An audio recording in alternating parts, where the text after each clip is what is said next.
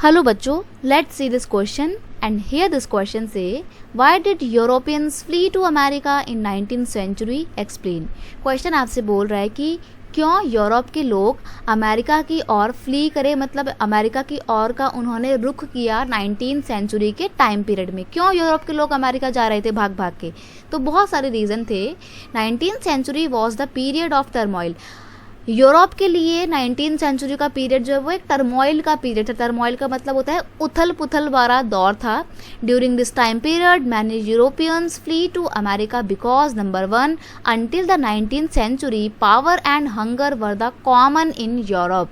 क्योंकि 19th century के time period तक यूरोप में हंगर जो थी, जो भूखमरी जो थी वो बहुत कॉमन हो गई थी। और क्यों कॉमन हो गई थी? क्योंकि इंडस्ट्रीज तो तेज़ी से बढ़ती जा रही थी और जो एग्रीकल्चरल एरिया था वो श्रिंक होता जा रहा था। अब लोग खेती बाड़ी नहीं कर रहे थे, बल्कि वो लोग तो मजदूर बनना चाह रहे थे, वर्कर्स के तौर पे काम कर रहे थे इंडस्ट्रीज में। तो जब कोई खेती नहीं करेगा, लोगों को खाना नहीं मिलेगा, तो लोग तो हंगर से परेशान होंगे ना, भूखे मरेंगे। इसलिए यूरोप के लोग अब भाग भाग के अमेरिका जा रहे थे।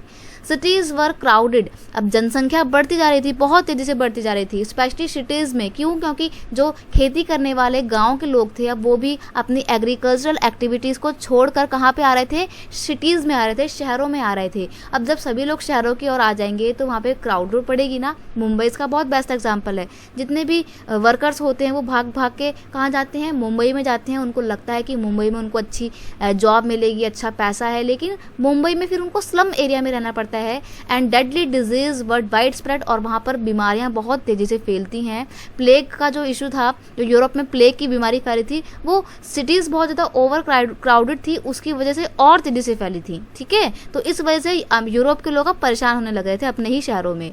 रिलीजियस कॉन्फ्लिक्ट वर कॉमन। अब जो यूरोप के लोग थे, अब आप सोच रहे होंगे कि वहाँ पर तो अलग अलग धर्मों के लोग नहीं रहते ना, कि हिंदू, मुस्लिम, सिख, ईसाई वगैरह रहते हो। नहीं, वहाँ पर क्रिश्चियनिटी को सभी लोग फॉलो तो करते हैं, लेकिन क्रिश्चियनिटी के अंदर भी 2 ब्रांचेज हैं। तो ऐसे में आपस में वो लोग रिलीजियस लोग जो है लड़ते रहते हैं। तो इस वजह से धार्मिक तौर पर जब लड़ाई झगड़े हो रहे थे, कम्युनल वायलेंस हो रही थी, तो यूरोप के लोगों को बिल्कुल अच्छा नहीं लग रहा था अपने शहरों में, इसलिए वो अमेरिका की ओर जा रहे थे।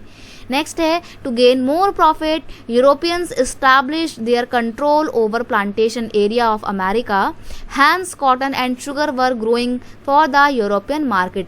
अब यूरोप के लोगों को लग रहा था कि अमेरिका में जाके अपनी प्लांटेशन एक्टिविटीज़ को स्टार्ट करते हैं ताकि ज़्यादा से ज़्यादा प्रॉफिट हो सके, क्योंकि यूरोप में तो कुछ बचा नहीं है, ना पैसा है, ना रहने की जगह है। तो ऐसे में वो लोग अमेरिका की ओर भाग भाग के जा रहे होते हैं। और इस तरीके से धीरे धीरे, क्योंकि यूरोप में कॉटन की और शुगर की डिमांड बढ़ रही होती है, तो यूरोप के लोग अमेरिका जाते हैं ताकि वहाँ पर, कहाँ पर? अमेरिका में जाके कॉटन और शुगर के प्लांटेशन एक्टिविटीज़ को बढ़ावा दे सकें और अपने लाभ को, अपने प्रॉफिट को मैक्सिमाइज कर सकें। ये कुछ रीज़न थे जिसकी वजह से यूरोप के लोग अमेरिका की ओर जा रहे थे। I hope you understand it well. Best of luck.